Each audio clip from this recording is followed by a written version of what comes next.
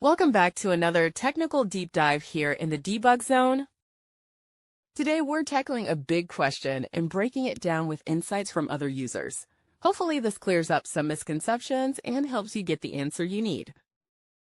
So buckle up, stay a little curious, and let's jump right in.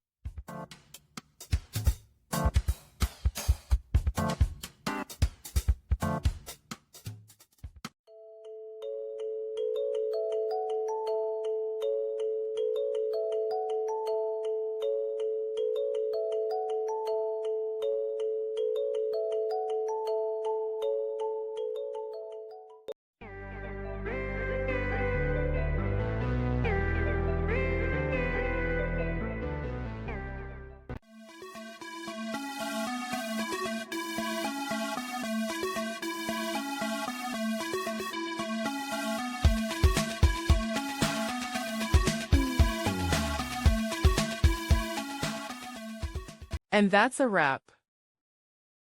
I hope you found the answer you were looking for. If you did, take a second to hit that subscribe button. It really helps out. And let me know in the comments which solution worked best for you. See you next time in the debug zone.